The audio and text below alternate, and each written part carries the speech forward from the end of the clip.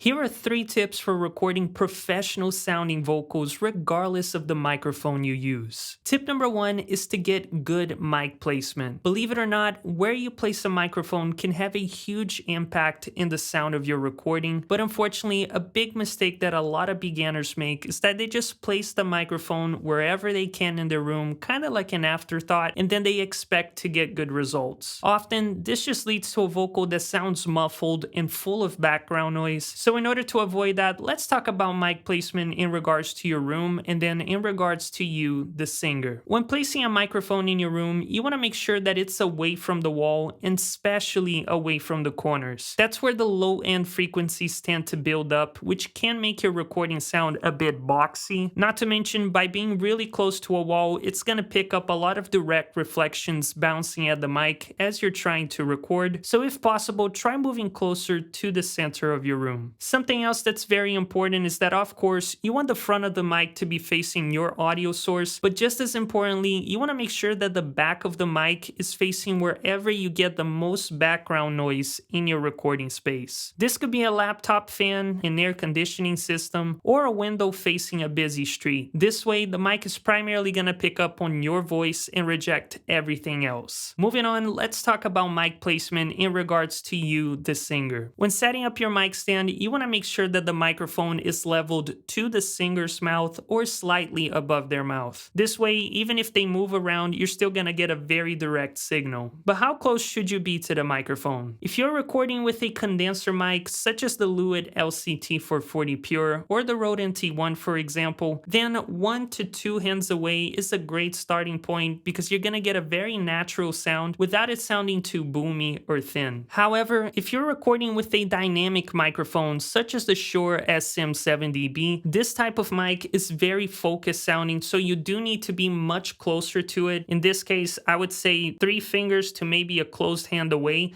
and that's how you're gonna get the fullest sound out of it. Keep in mind, the closer you get to a microphone, the more bass response you're going to get, which is known as proximity effect. And then as you start to walk away from the mic, the thinner the sound is going to be, and the more of the room tone it's going to pick up. Something else you should consider is to invest in this accessory, which is known as a pop filter. These are very cheap, and you could probably find it for around 20 bucks on Amazon. And what it does is it helps to remove plosives from your recordings. Naturally, when we say words with the letter P or the letter B, that puff of air can sound really unpleasant, and so just by having this, it's already gonna make your recording sound way more professional.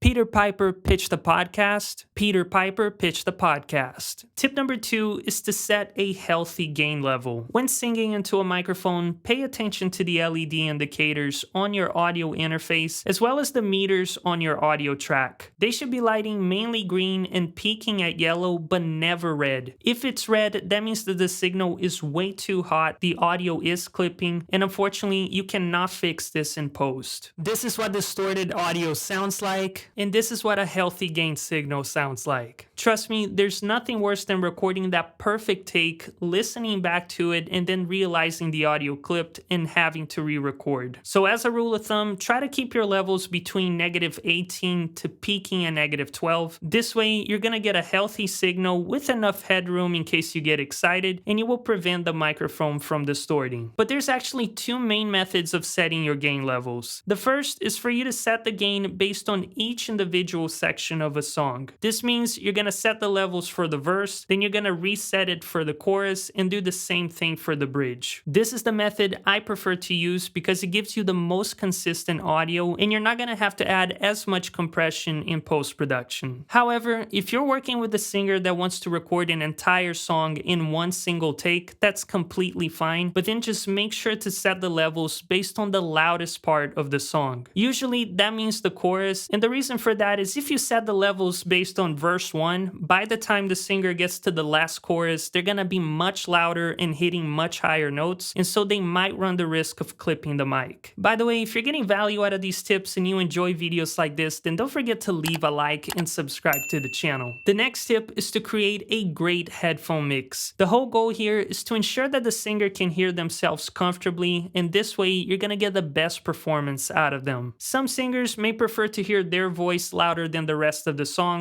Others may want to hear the instruments louder than their own voice, and you can easily control that by moving the faders on your audio track, or depending on the audio interface you use, some of them come with direct monitoring, which lets you blend the signal coming from their microphone as well as the playback audio from the computer. Something else I've noticed over the years is that with most singers, you can get a better performance out of them if they can hear a little bit of reverb in their headphones. And you can easily do that by sending your vocal track to a bus. You can pick any bus, so I usually pick bus number 1, then add your favorite reverb effect, go back to the vocal track, and then control how much of the reverb is going to be sent to your vocalist. But don't worry, this is not going to be printed to the audio track, it's just for you to get a better performance out of the artist. And by the time the sun goes down, I've given you all my love, yeah. Congratulations, now you know how to record vocals, but if you want to take that same recording to the next level, then make sure to click on this video and I'll show you how to mix vocals with only one plugin.